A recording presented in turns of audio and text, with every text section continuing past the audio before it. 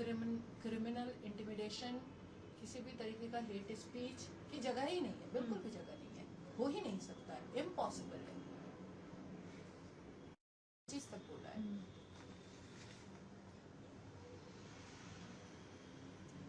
सिर्फ FIR होगा कि कुछ होगा भी?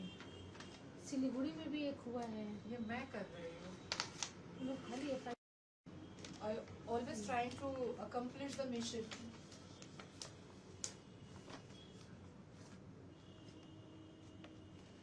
मैं इसका आपको नेक्स्ट पेज भी लेंगे।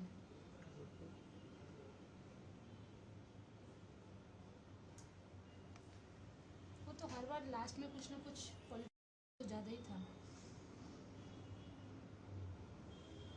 खिलाफत वाला तो वो तो मतलब क्यों इस्लाम के इतने खिलाफ है, वो मुझे तो समझ।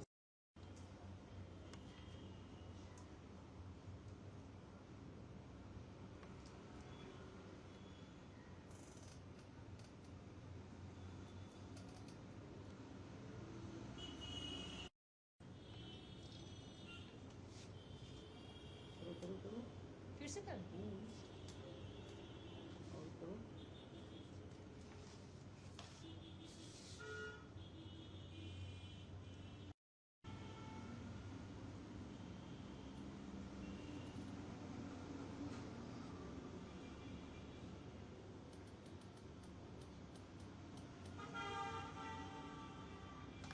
सब हार के डर से पागल हो गई हैं। इनके फादर पहले मुस्लिम अपीसमेंट करते थे, अब ये इन्होंने अपनी बेटी को खड़ा किया है मुस्लिम अपीसमेंट करने के लिए।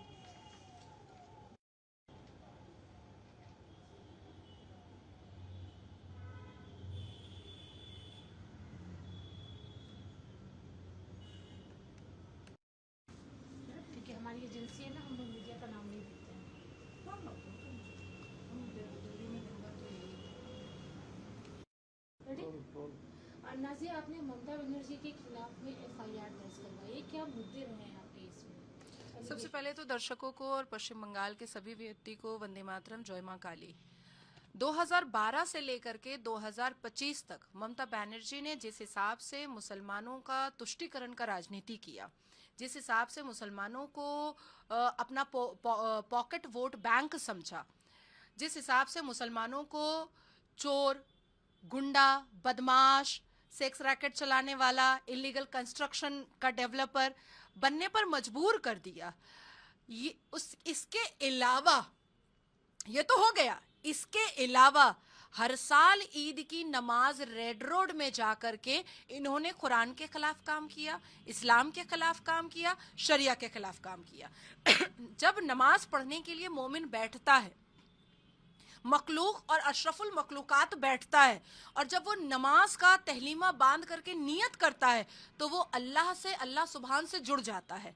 ऐसे मौके पर वो ईद की नमाज में आ करके वो पॉलिटिकल एजेंडा अपना क्लियर करती थी, वो पॉलिटिकल वेंडेटा निकालती थी, वो पॉलिटिकल रिवेंज निकालती थी, वो देश के प्रधानमंत्री को गाली देती थी, वो देश के गृह मंत्री को गाली देती थी, ईडी सीबीआई को वो डिफेम और मलाइंग करती थी, और तो और संविधान के आर्टिकल 44 यूसीसी के खिलाफ हिंदुओं को भड़काती थी।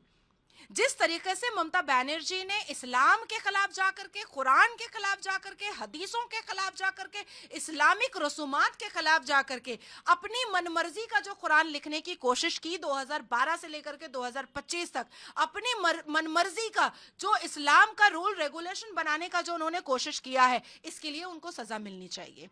जो उन्होंने रिलीजन डिस्क्रिमिनेशन मुसलमानों के हृदय में पैदा करने का कोशिश किया, मुसलमानों को हिंदुओं से अलग करने का कोशिश किया, मुसलमानों को हिंदुओं के खिलाफ नफरत भरने का कोशिश किया, ये बर्दाश्त के काबिल तब भी नहीं था और आज भी नहीं है। और ऐसा नहीं है कि आज मैंने, भाजपा की सरकार है इसलिए मैंने कंप्लेन किया है ममता बनर्जी पर, नहीं, मैंने 2019 में भी किया था, 2022 में भी किया था, 2023, 24, 25 में भी किया था।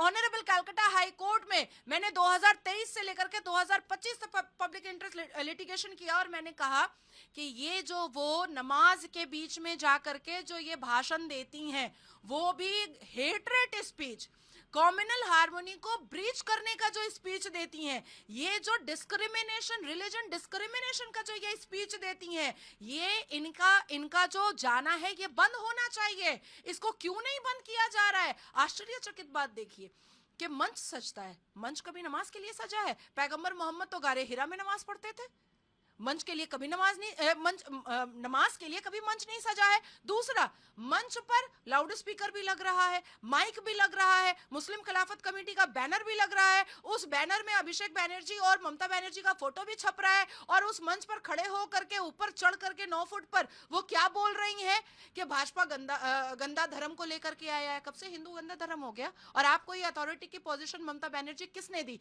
कि आप 120 करोड़ के को आप गंदा धर्म वाला बोलिएगा? जिस सनातन को मानने वाले इस देश में 120 करोड़ से अधिकतर हैं, आप उनको डिफेम और मलाइन कीजिएगा कि वो गंदा धर्म है। आपको अपनी पॉलिटिकल स्ट्रैटेजी के लिए कोई और जगह नहीं मिली थी, आपको नमाज मिला था, वो भी ईद की नमाज। जब हम लोग 30 रोजा रखते हैं, कितना बड़ा वो परिश्रम होता है 30 रोजा। उस 30 रोजा के बाद जो नमाज होती है ईद की, वो अल्लाह के शुक्रिया के लिए होती है। वो अल्लाह के बारगाह में हाथ फैला करके अल्लाह के तरफ अपने रूह को बिल्कुल समर्पित करने के लिए होता है। उस बीच में कौन आ जाता है? अल्लाह और बंदे के बीच में ममता बनर्जी आ जाती हैं, और फिर ममता बनर्जी अपनी पॉलिटिकल स्पीच देना स्टार्ट करती हैं। इनके ऊपर तो फतवा जारी होना चाहिए, ममता बनर्जी के ऊपर।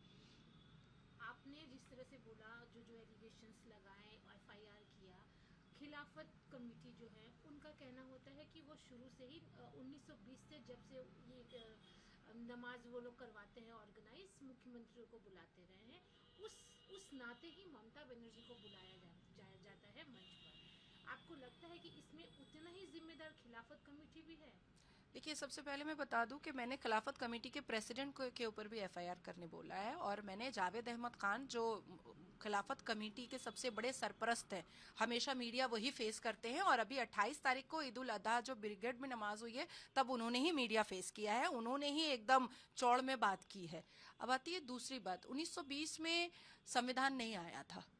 जब संविधान आ गया तो फिर संविधान के दायरे में आपको चलना पड़ेगा। तीसरी बात कि शर्म से डूब करके मर जाना चाहिए 1920 वाले मुसलमान को भी, और 2026 वाले और 2025 वाले मुसलमान को भी, कि आप किसी नेता का तलवा चाटने के लिए या आप किसी नेता को खुश करने के लिए कुरान के ऊपर कैसे कर सकते हैं, इस्लाम के ऊपर कैसे कर सकते हैं। जब हम इस्लाम में रिफॉर्मेशन की बात करते हैं, तब तो यही ममता बनर्जी मेरे ऊपर बड़ा धावा बोलती थी। आप रिकॉर्ड में निकालिएगा, आपके चैनल ने भी उसको टेलीकास्ट ऑन एयर किया था। 2023 में जब मैंने ममता बनर्जी के ऊपर पब्लिक इंटरेस्ट लिटिगेशन करके उनको ईद की नमाज में बैन करने के लिए कहा था, तो नेताजी इंडोर स्टेडियम में खड़े होकर के उन्होंने कहा था, नाजिया इलाही खान मुसलमान है, बंगला बोलना नहीं आता है, और बंगाल में आई है सियासत करने के लिए। ये कौन सा डिस्क्रिमिनेशन है? Language discrimination. ये क्या तरीका है? उनके चक्कर में मैंने बंगला बोलना सीख लिया, चलो अच्छा हुआ सीख लिया। लेकिन 1920 में अगर किसी ने किया है तो उन्होंने भी कुरान की मुखालफत की है, कुरान के खिलाफ स्टेप लिया है। और संविधान आने के बाद, संविधान इंप्लीमेंट होने के बाद भी अगर किसी ने रिलीजन और पॉलिटिक्स को इन्वॉल्व और मर्ज करने की कोशिश की है, तो उन सभी व्यक्तियों ने कुरान के खिलाफ भी काम किया है और संविधान के खिलाफ भी काम किया है।